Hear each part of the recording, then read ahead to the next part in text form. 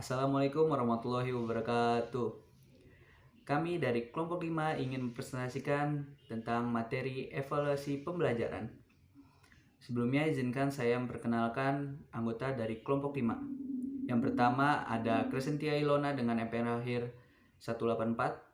Dan yang kedua ada Gabriela Evelyn dengan MPM akhir 217. Dan yang ketiga ada Amanda Putri dengan MPM akhir 250. Dan yang keempat ada Citra Aisyah dengan MPM akhir 266. Dan yang terakhir ada saya sendiri Viandi Dwi Kuswidiana dengan MPM akhir 242. Sekarang kita masuk ke dalam materi yang pertama, yaitu tentang pengertian evaluasi pembelajaran.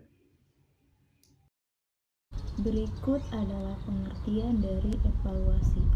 Evaluasi dalam bidang pendidikan, khususnya evaluasi terhadap prestasi belajar peserta didik, merupakan suatu proses yang sistematis yang berusaha untuk mengetahui sejauh mana tingkat pencapaian siswa atas tujuan pengajaran yang telah ditetapkan sekaligus dapat memberikan gambaran tentang efektivitas pengajaran yang telah dilakukan oleh guru yang bersangkutan. Adapun pengertian evaluasi para ahli, menurut Winston 1956 mengatakan bahwa evaluasi adalah penaksiran terhadap pertumbuhan dan kemajuan ke arah tujuan atau nilai-nilai yang telah ditetapkan. Sedangkan menurut Sudijono 1996, evaluasi adalah penafsiran atau instruksi yang bersumber pada data yang kuantitatif. Kuantitatif merupakan hasil dari suatu pengukuran. Berikut adalah kedudukan evaluasi. Kedudukan evaluasi dalam belajar dan pembelajaran sungguh sangatlah penting dan bahkan dapat dipandang sebagai bagian yang tak terpisahkan dengan keseluruhan proses belajar dan pembelajaran. Penting hal ini dikarenakan dengan kita mengetahui evaluasi, apakah dapat pelajaran tersebut telah mencapai tujuan ataukah belum. Dengan evaluasi juga kita dapat mengetahui faktor-faktor apa saja sih yang dapat menjadikan penyebab belajar dan pembelajaran tersebut berhasil, dan faktor-faktor apa saja sih yang menjadikan penyebab belajar dan pembelajaran tidak atau belumnya berhasil. Tidak hanya itu, dengan evaluasi juga dapat mengetahui di manakah letak kegagalan dan kesuksesan belajar dan pembelajaran. Dengan kita mengetahui hal tersebut, akan dapat dijadikan sebagai titik tolak dalam mengadakan perbaikan belajar dan pembelajaran.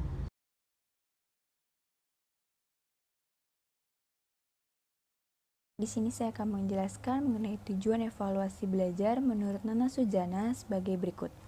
Yang pertama, mendekonstruksikan kecakapan belajar peserta didik sehingga dapat mengetahui kelebihan dan kekurangannya dalam berbagai bidang studi atau mata pelajaran yang ditempuhnya. Yang kedua, mengetahui keberhasilan proses pendidikan dan pengajaran di sekolah, yakni seberapa jauh keefektifannya dalam mengubah tingkah laku para peserta didik ke arah tujuan pendidikan yang sebenarnya. Yang ketiga, menentukan tindak lanjut penilaian, yakni dengan melakukan perbaikan dan penyempurnaan dalam hal program pendidikan dan pengajaran serta strategi pelaksanaannya. Yang keempat, memberikan pertanggungjawaban dari pihak sekolah kepada pihak-pihak yang bersangkutan. Saya akan menjelaskan mengenai 4 fungsi evaluasi belajar, yakni sebagai berikut. Yang pertama ada fungsi formatif. Di fungsi ini memberikan umpan balik kepada para pengajarnya sebagai dasar untuk memperbaiki proses pembelajaran dan mengadakan program remedial jika diperlukan bagi para peserta didiknya. Lalu yang kedua ada fungsi sumatif. Di fungsi ini menentukan nilai kemajuan atau hasil belajar peserta didik dalam mata pelajaran atau bidang tertentu, sebagai bahan untuk memberikan laporan kepada berbagai pihak, misalnya penentuan kenaikan kelas dan penentuan lulus atau tidaknya para peserta didik. Yang ketiga, fungsi diagnostik.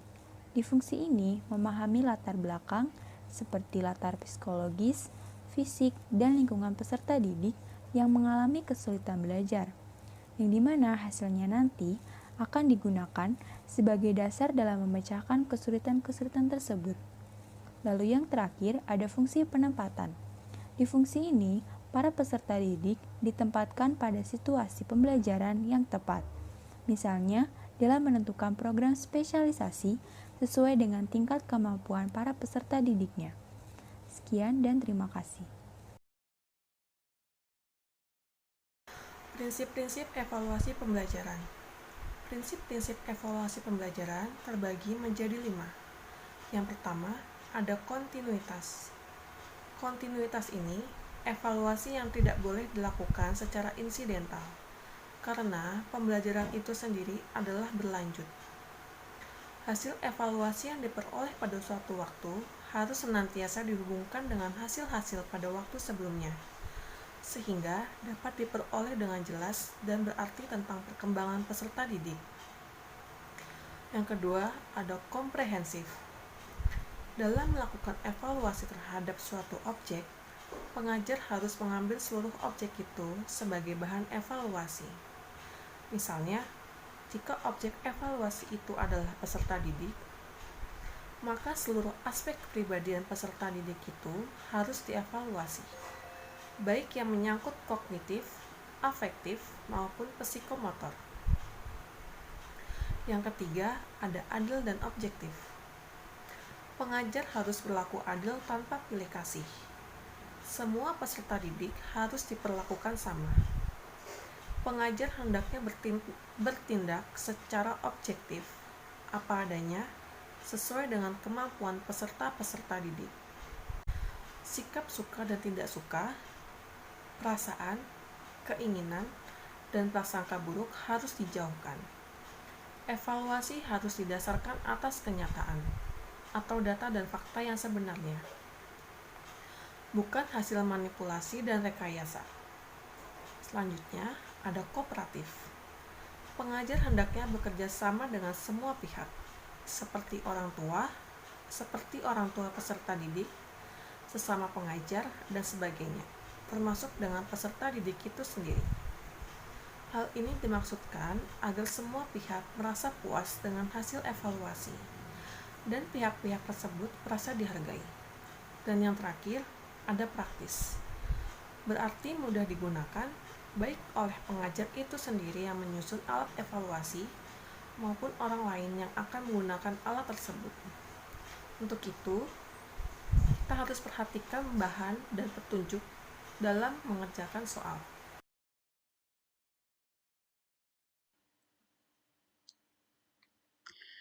Dalam evaluasi belajar, terdapat dua jenis teknik, yaitu teknik tes dan teknik non-tes. Di dalam teknik tes, terdapat dua bentuk, yaitu bentuk uraian dan bentuk objektif. Bentuk uraian, atau sering juga disebut dengan esai, adalah menuntun peserta didik untuk menguraikan, mengorganisasikan, dan menyatakan jawabannya dengan kata-kata sendiri dalam bentuk teknik dan gaya yang berbeda satu dengan yang lainnya. Terus ada bentuk objektif. Bentuk objektif adalah pengukuran yang berdasarkan pada penelitian atas kemampuan siswa dengan soal menjelaskan jawaban yang benar atau salah dengan bobot nilai yang tetap seperti tes pilihan ganda. Yang kedua, teknik non-tes. Teknik non-tes adalah hasil belajar selain dievaluasi melalui teknik tes, dapat juga dievaluasi melalui teknik non-tes. Kenyataannya, di lapangan, guru cenderung lebih menggunakan teknik tes dalam melakukan evaluasi hasil belajar siswa dibandingkan dengan teknik non-tes. Evaluasi dengan menggunakan teknik tes hanya mengacu pada aspek-aspek kognitif atau pengetahuan berdasarkan hasil-hasil yang diperoleh siswa setelah menyelesaikan pengalaman belajarnya.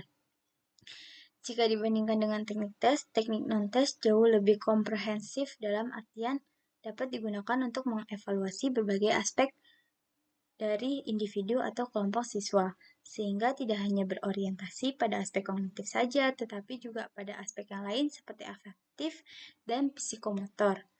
Jenis teknik non-tes yang dimaksud itu adalah wawancara, kuesioner, skala, observasi, studi kasus, dan sosiometri. Berikut adalah jenis-jenis evaluasi. Evaluasi memiliki dua jenis, yaitu yang berdasarkan sasaran dan yang berdasarkan objek dan subjek. Yang pertama ada berdasarkan sasaran. terdapat evaluasi input. Evaluasi yang dilakukan sebelum suatu proses pembelajaran berlangsung.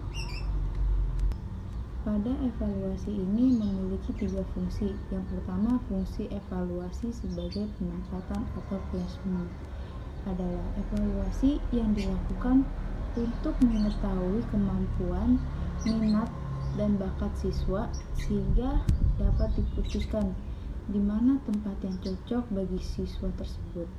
Yang kedua ada evaluasi kesiapan. Adalah evaluasi yang dilakukan untuk mengetahui kesiapan siswa untuk menerima materi yang akan diberikan untuk mengetahui apakah siswa telah menguasai materi prasyarat. Yang ketiga ada evaluasi seleksi. Evaluasi yang dilakukan karena adanya daya tampung. Yang kedua ada evaluasi proses.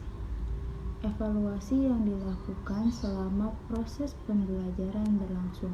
Pada evaluasi ini memiliki 4 fungsi, yaitu yang pertama ada evaluasi kualitatif tentang interaksi antara peserta didik yang terjadi di dalam kelas.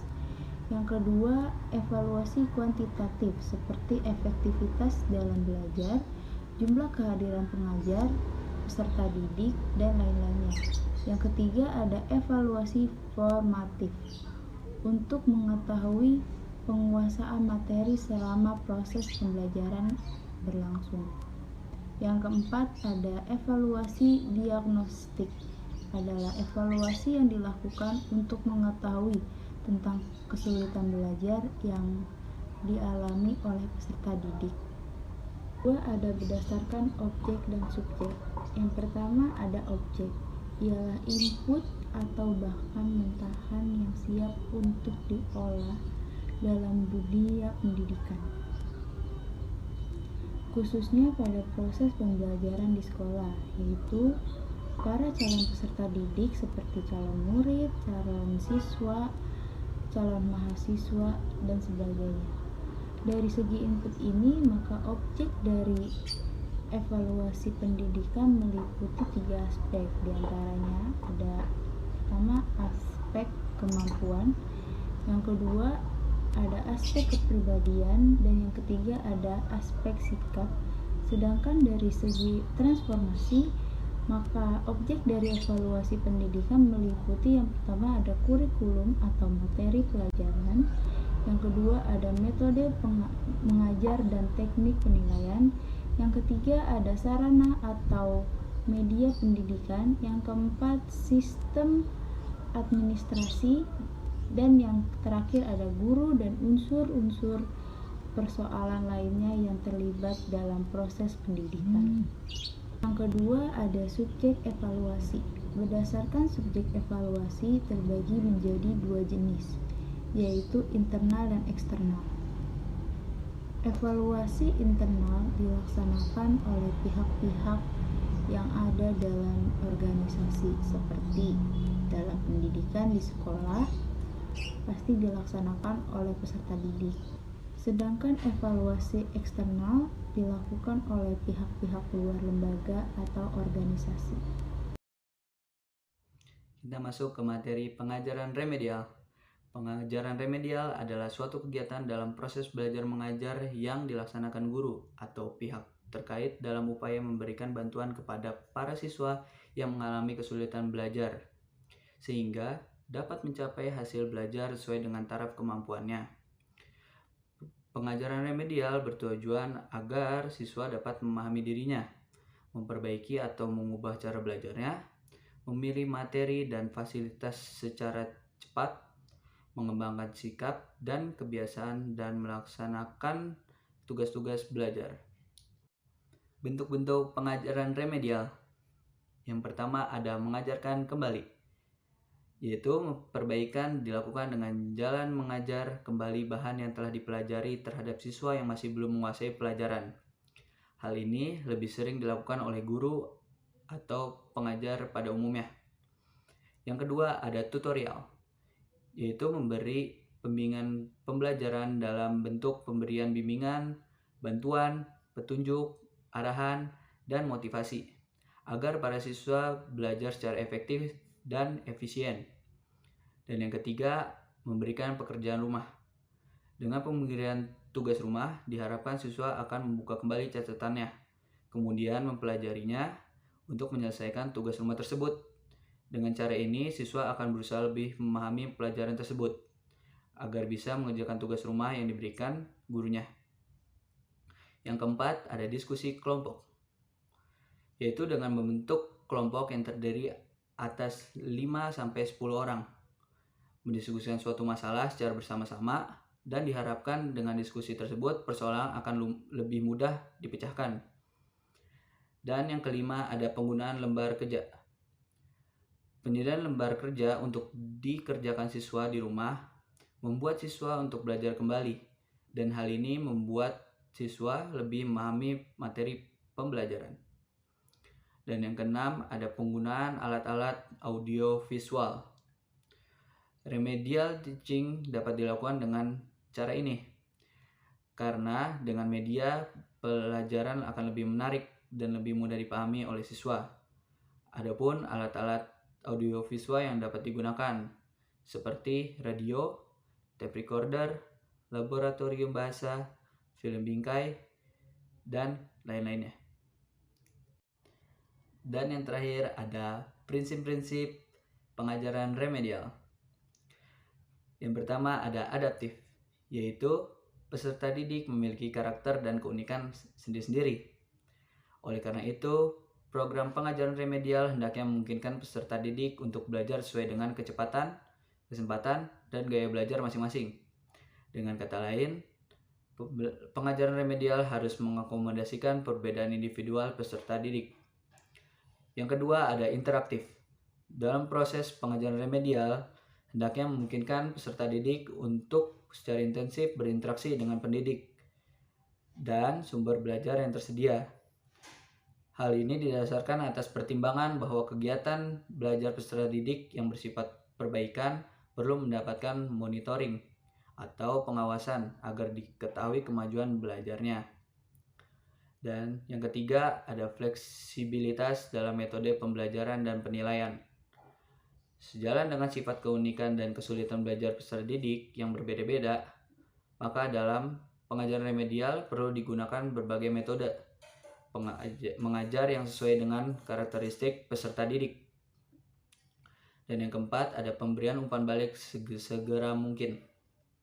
Umpan balik berupa informasi yang diberikan kepada peserta didik mengenai kemajuan belajarnya perlu diberikan.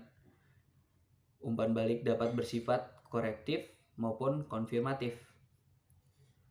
Dan yang kelima, ada kesinambungan dan keterbatasan dalam pemberian pelayanan. Program pembelajaran reguler dalam pengajaran remedial merupakan satu kesatuan.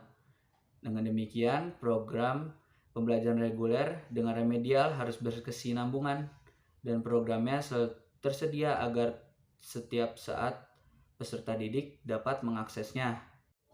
Sekian dari kelompok kami. Terima kasih atas perhatiannya. Kurang lebihnya mohon maaf. Wassalamualaikum warahmatullahi wabarakatuh.